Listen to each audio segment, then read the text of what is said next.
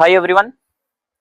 చాలా మంది విద్యార్థులకు ముఖ్యంగా 7th, 8th, 9th, 10th ఈ విద్యార్థులలో నేను కామన్ గా గమనించింది ఏంటిదంటే వాళ్ళకి ఇంగ్లీష్ కానీ తెలుగు కానీ నేటికి చదవడానికి రావడం లేదు. వాళ్ళు 10th క్లాస్కి వచ్చినా కూడా వాళ్ళు చిన్న చిన్న అక్షరాలను గుర్తుపట్టి చదవలేకపోతున్నారు.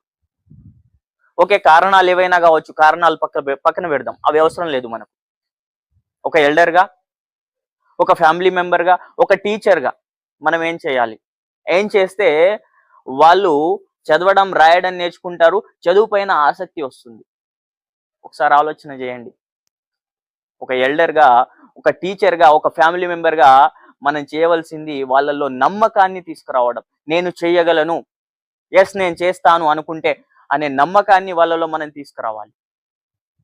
ఆ నమ్మకం మనం వాళ్ళలో తీసుకొస్తే ఆ ధైర్యాన్ని, నేను నేర్చుకోగలను, నేను చెయ్యగలను అనే ధైర్యాన్ని, ఆ ఆత్మవిశ్వాసాన్ని మనం వాళ్ళలో తీసుకొస్తే ఖచ్చితంగా వాళ్ళు సగం అక్కడే నేర్చుకుంటారు. వాళ్ళు సగం ధైర్యం వాళ్ళకు అక్కడే వచ్చేస్తుంది.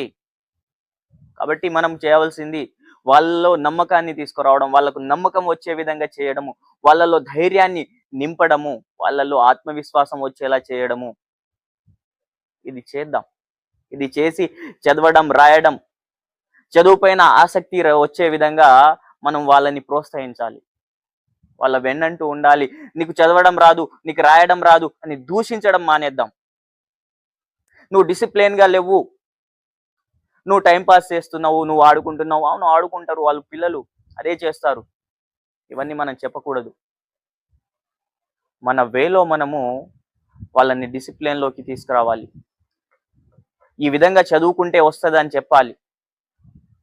మనము వాళ్ళను ఏ విధంగా నేర్పించాలనో ఆ విధంగా నేర్పిస్తే ఖచ్చితంగా వాళ్ళు నేర్చుకుంటారు. మనం ఇచ్చే ఈ ధైర్యము, మనం ఇచ్చే ఈ నమ్మకము, మనం ఇచ్చే ఈ ఆత్మవిశ్వాసము రేపు వాళ్ళ జీవితాలలో వాళ్ళకు కష్టం అనిపించినప్పుడు ఎదుర్కొనే శక్తినిస్తాయి. వాళ్ళు ఓడిపోయినప్పుడు ధైర్యాన్ని ఇస్తాయి.